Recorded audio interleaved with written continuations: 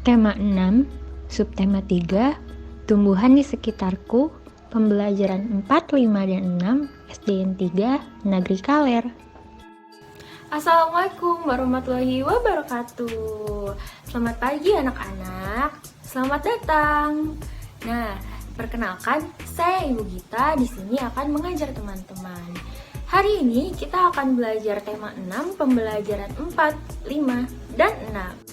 Nah anak-anak, sebelum kita memulai pembelajaran hari ini, alangkah baiknya kita berdoa menurut ajaran dan kepercayaannya masing-masing. Berdoa dimulai.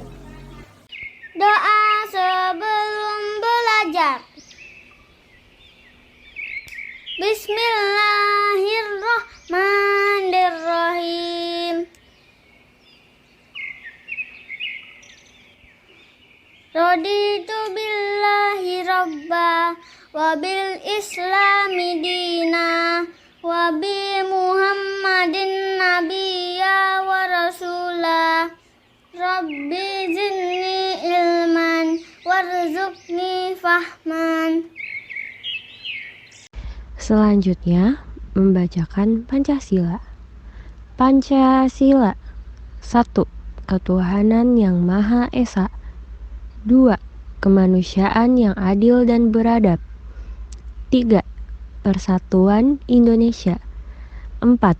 Kerakyatan yang dipimpin oleh hikmat kebijaksanaan dalam permusyawaratan perwakilan. 5. Keadilan sosial bagi seluruh rakyat Indonesia. Menyanyikan lagu wajib nasional Garuda Pancasila.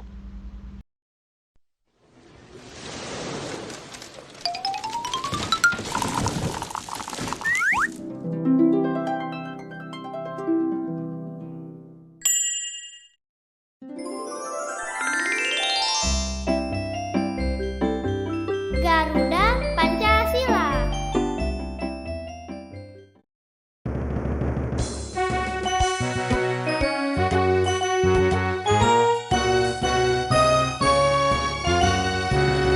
Garuda Pancasila, akulah pendukungmu.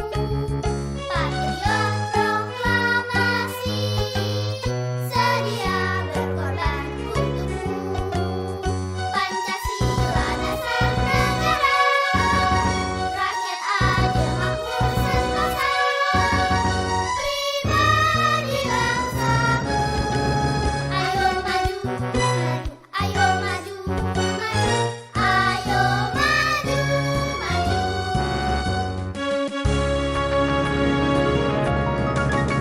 Garuda Pancasila, akulah pendukungmu. Patriot proklamasi, sedia berkorban untukmu. Pancasila dasar negara, rakyat adil makmur sentosa, pribadi bangsamu. Ayo maju, ayo maju, ayo maju, maju. Nah, anak-anak, setelah berdoa, Ibu absen terlebih dahulu ya. Nah, di bawah ada link atau teman-teman bisa cek deskripsi box ataupun Google Classroom masing-masing. Jangan lupa untuk absen pada pembelajaran hari ini ya. Anak-anak sudah siap? Nah, hari ini kita akan belajar membaca, belajar berhitung, belajar tentang karya seni 3 dimensi, dan belajar tentang apa itu peraturan dan tata tertib. Duduknya dirapihkan ya, tangannya dilipat, dan perhatikan baik-baik. Mari kita mulai. Anak-anak, buka buku tema kalian halaman 133. Di sana ada teks bacaan berjudul Model Plastisinku. Dibaca baik-baik ya, diperhatikan setiap kata dan setiap huruf serta tanda baca yang ada pada teks tersebut, oke? Paham? Anak-anak sudah dibaca teksnya? Bagus. Kalau sudah dibaca, sekarang teman-teman perhatikan lagi penggunaan huruf kapital yang ada pada teks tersebut. Jangan lupa digarisbawahi ya. Setelah itu, apakah teman-teman menemukan kesalahan yang penggunaan huruf kapital pada teks tersebut? Ibu beri contoh ya. Ada di kalimat pertama yang berbunyi, aku membuat model bunga mawar dari plastisin. Titik. Kemudian kata selanjutnya itu ada kata bahan. Nah, bahan di sini ibu lingkari karena setelah titik harus menggunakan huruf kapital. Karena titik yang berarti akhir kalimat, berarti setelah akhir kalimat ada kalimat baru atau awal kalimat. Di sana bahannya menggunakan huruf kecil, seharusnya menggunakan huruf kapital. Nah, teman-teman diperhatikan lagi ya, penggunaan huruf kapitalnya ada di bawah sini sudah ibu cetak. Nah, kemudian teman-teman tuliskan kembali kalimat yang salah tadi menggunakan kalimat yang benar ya pada halaman 134. Anak-anak, di sini siapa yang suka makan buah? Wah, bagus ya kalau suka semua. Di sini siapa yang suka buah apel? Buah stroberi? Buah mangga? Nah, kalau buah yang satu ini ibu suka, yakni buah anggur. Nah, teman-teman, buah-buahan tersebut memiliki bentuk yang beraneka ragam. Tentu saja berat per buahnya itu berbeda ya satu sama lain. Seperti buah stroberi, satu buah stroberi dengan satu buah apel tentu akan lebih berat apel. Nah, kegiatan untuk mengetahui berat suatu benda ini disebut menimbang. Menimbang dibutuhkan timbangan. Kira-kira pembelajaran selanjutnya berhubungan dengan timbangan loh. Yuk disimak. Nah, anak-anak, sekarang buka buku kalian halaman 135 ya. Di sana ada Edo yang kesulitan untuk membagi mangganya menjadi per 5 ons dan butuh berapa kantong plastik ya. Nah, anak-anak, di sini ibu jelaskan mengenai gambar dulu ya yang ada di samping sebelah sini. Nah, anak-anak, pada gambar tersebut ada tangga dengan ada tulisannya nih. Yang paling puncak, paling atas itu ada kg atau kilogram, disusul oleh hg atau hektogram atau yang biasa kita sebut sebagai ons. Kemudian ada dag, yakni dekagram. Kemudian ada lagi gram di bawahnya dan seterusnya. Nah, ada pula keterangan ketika turun itu dikali 10 dan ketika naik itu dibagi 10. Jadi, di sini ibu akan menjelaskan dulu berat sehari-hari yang sering kita gunakan, yakni kilogram, ons, dan gram. Nah, disimak ya. Pada keterangan di bawah video ini ada satuan di mana di sana dibagi. 1 ons sama dengan 100 gram. Kenapa 100 gram? Perhatikan lagi gambarnya ya. Di sana dari ons atau hg itu turun 2 tangga. Jadi dikali 10, kemudian dikali lagi 10. Jadi 10-nya ada 2, atau lebih mudahnya 0-nya ditambah 2. Kemudian dari kilogram menuju gram itu ada 3 langkah. 1, 2, 3.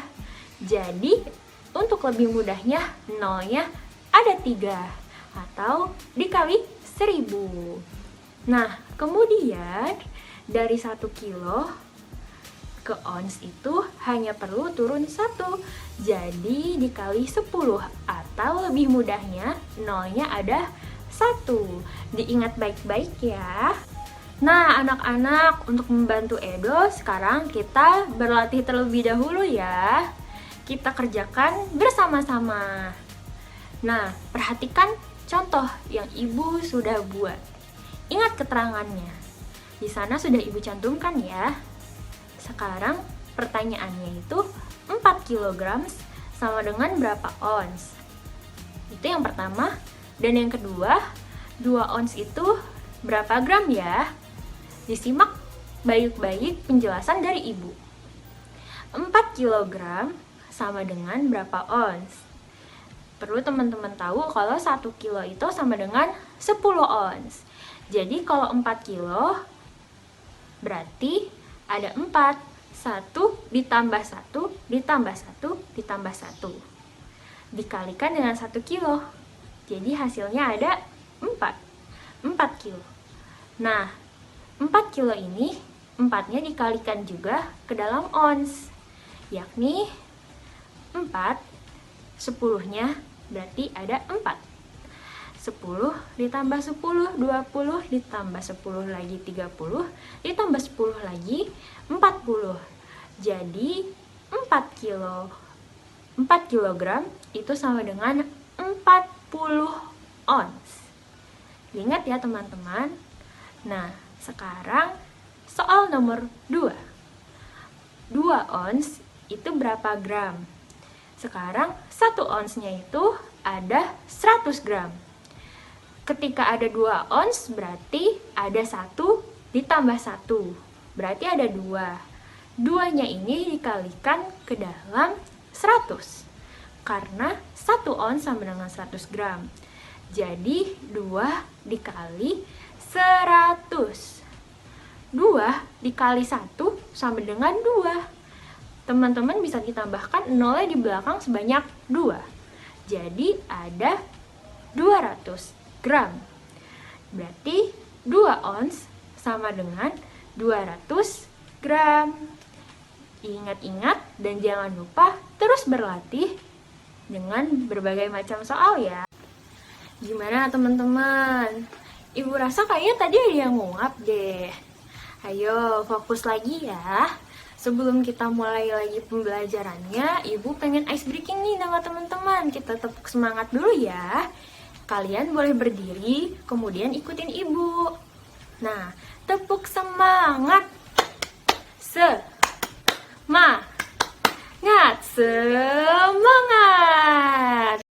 Nah, teman-teman sudah semangat lagi?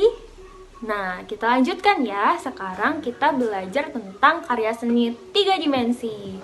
Apa itu karya seni 3 dimensi? Karya seni 3 dimensi adalah karya seni yang memiliki panjang, lebar, dan tinggi. Atau sederhananya, karya seni di mana teman-teman itu bisa meraba karya seni tersebut, atau karya seninya itu berwujud nih. Contohnya seperti apa? Contohnya itu seperti baju yang kita gunakan. Baju ini termasuk karya seni. Nah, karya seni rupa 3 dimensi itu bisa dibagi menjadi 2 fungsi nih. Yang pertama adalah fungsi pakai. Fungsi pakai itu adalah fungsi yang kita gunakan sekarang nih, baju yang dipakai dalam kehidupan sehari-hari. Contohnya seperti baju, seperti sepatu, seperti tas teman-teman, tempat pensil teman-teman, serta vas bunga yang ada di rumah. Ada yang punya vas bunga di rumahnya atau mungkin pot. Nah, kemudian ada seni rupa, karya-karya seni rupa yang hanya memiliki fungsi untuk ekspresi saja nih. Contohnya seperti patung dan hiasan dinding. Begitu teman-teman. Nah, berikut Ibu lampirkan contoh-contoh karya seni rupa 3 dimensi, yakni ada seni kriya atau seni ukir, ada seni patung, kemudian ada seni bangun, ada seni taman, ada seni dekorasi, dan seni mode nih. Di sini Ibu tampilkan contoh seni kriya, kemudian seni taman, dan seni bangun, di mana seni kriya itu berupa ukiran, seni bangunnya atau seni tamannya berupa pot tanaman, hiasan meja, kemudian seni bangunnya itu berupa bangunan, seperti rumah teman-teman itu termasuk seni bangun. Di sini Ibu tampilkan seni bangunnya itu berupa candi. Jangan lupa dicatat ya. Apabila tertinggal, boleh dimundurkan video ini ke materi yang tadi Ibu jelaskan. Kita lanjut lagi ke materi selanjutnya ya. Anak-anak, coba perhatikan video ya. Di sana ada kupu-kupu dan ada taman bunga.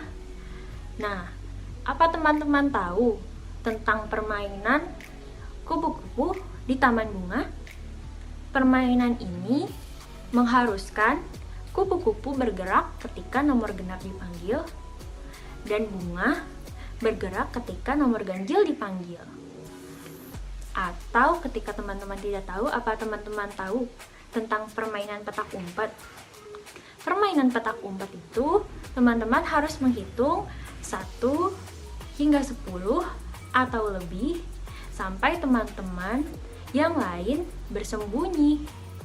Nah, teman-teman, pembelajaran hari ini itu tentang peraturan dan tata tertib.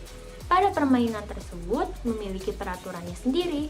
Seperti pada kupu-kupu dan taman bunga tadi, ketika kupu-kupu bergerak berarti nomor genap, ketika bunga bergerak berarti nomor ganjil. Nah, sekarang kita bahas ya tentang peraturan dan tata tertib. Apa itu peraturan?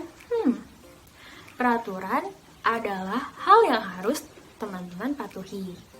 Apabila melanggar akan dikenakan sanksi atau hukuman. Nah, peraturan itu ada di mana saja loh, seperti sekolah, di rumah, di masjid, ataupun di tempat yang lain. Jadi, contohnya, peraturan itu adalah dilarang membuang sampah sembarangan. Berarti teman-teman tidak boleh membuang sampah sembarangan di area tersebut. Dan harus dipatuhi, karena apabila tidak dipatuhi, teman-teman akan dikenakan sanksi atau hukuman. Nah, yang sekarang adalah tata tertib. Apa itu tata tertib? Tata tertib adalah peraturan yang tertulis. Nah, jadi tata tertib itu isinya aturan-aturan yang mengatur kita. Contoh tata tertib adalah tata tertib sekolah. Nah, tata tertib sekolah itu mengatur seluruh orang yang berada di sekolah tersebut. Nah, tata tertib dan peraturan itu dibuat agar mengatur perilaku seseorang atau sikap seseorang agar ia berperilaku dan bersikap baik. Nah, berikut Ibu berikan contoh peraturan dan tata tertib yang ada di sekolah ya. Yang pertama, masuk kelas tepat waktu. Yang kedua, setiap hari Senin wajib mengikuti upacara bendera. Yang ketiga, dilarang membuang sampah sembarangan. Dan yang keempat, dilarang merusak taman. Hal-hal ini mengatur anak-anak, guru, serta penjaga seluruh orang yang ada di sekolah tersebut untuk berperilaku baik dan menjaga lingkungan. Jadi teman-teman dipatuhi ya aturan tersebut. Teman-teman, sekarang perhatikan halaman 145 dan halaman 150 pada buku tema kalian. Bacalah dan pahami kegiatan dan situasi yang terjadi pada bacaan tersebut. Kemudian, apakah mereka sudah berperilaku yang mencerminkan patuh terhadap peraturan dan tata tertib? Kemudian, setelah kalian baca, jawab pertanyaannya pada halaman 145, 147, dan 150 ya. Disalin, kemudian kalian pahami. Teman-teman, bagaimana dengan pembelajaran hari ini? Semoga seru ya. Dan ingat untuk terus belajar dan berlatih. Video ini bisa kalian ulang terus ya. Dan jangan lupa untuk mengerjakan PR dan soalnya, karena mengerjakan PR dan soal termasuk salah satu tata tertib menjadi seorang siswa atau pelajar. Nah, anak-anak, pembelajaran hari ini Ibu cukupkan sampai di sini dulu ya. Karena pembelajaran sudah selesai, jangan lupa kita mengucapkan hamdalah dan terima kasih. Alhamdulillah, terima kasih. Sampai jumpa lagi di video pembelajaran selanjutnya bersama saya, Ibu Gita.